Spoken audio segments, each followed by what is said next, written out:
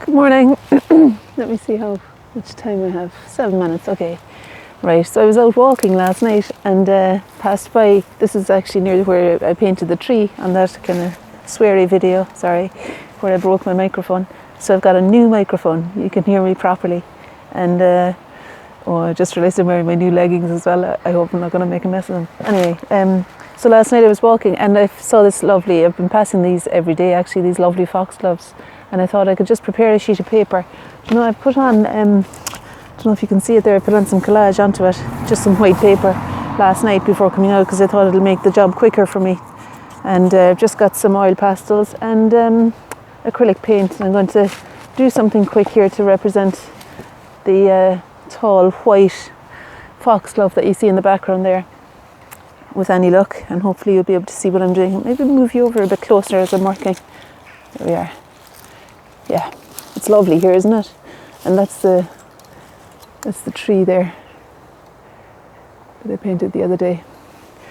Okay, just to give you a feel for where I am. All right. I mean, ideally I'd have an easel and all the rest of it, but this is just a 5-minute job. And I like the long, thin composition of a foxglove.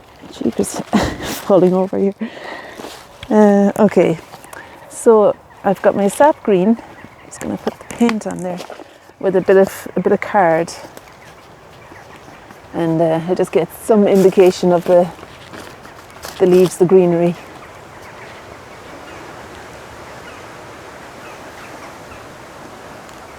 With the card and the sap green. I didn't bother bringing any other colours. I thought, no, you can sometimes go too far and have too much stuff. You know the way I am now, sometimes I'd have a bit of everything. She says as she brings out the toothbrush. Okay, you probably can't see to the bottom, can you? No, oh, for goodness sake. And there's a really dark shadow. Yeah. I just wanted to kind of fill in the bottom there so that the toothbrush is the quickest way of doing that, I think. And then I'll just get the feeling of the leaves back. Right, what am I doing now? So I've got some oil pastels here. And I could use a dark green oil pastel to indicate, I suppose, the background. It's really quite dark behind. It's really quite dark behind the foxglove there.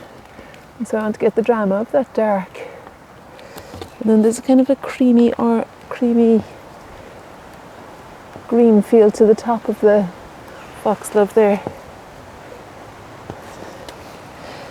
Yellowy, warm, kind of greeny yellow, creamy coloured business that's going on there. And my feeling is that if I get something of the feel of the colour, at least then I can use the ink maybe to further identify things. And the oil pastel for the background dark here. I have a few different kinds of paper stuck on here, so some paper is accepting the oil pastel more than others.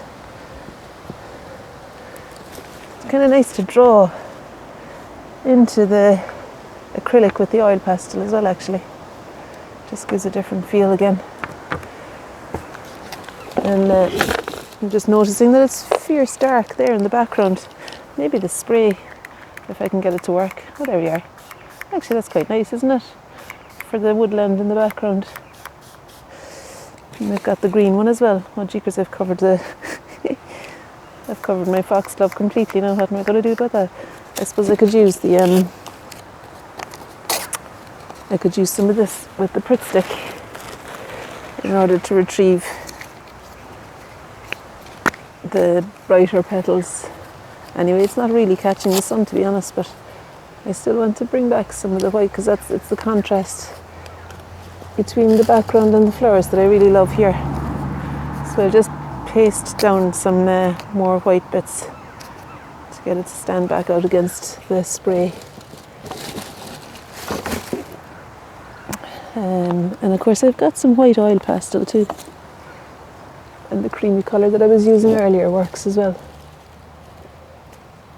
Yeah, so I can draw the oil pastel too over the wet ink and give a feel for the foxglove again, but I still want to have a bit more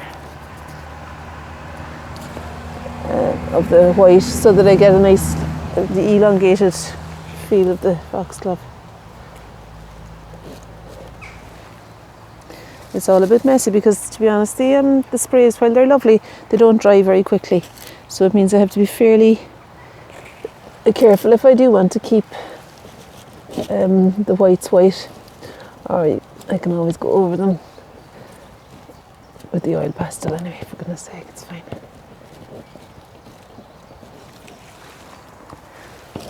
Yeah, I don't know, can you see what's happening there? It's all a bit chaotic, but you know, it's good fun. That's what I'm looking at. Okay. I've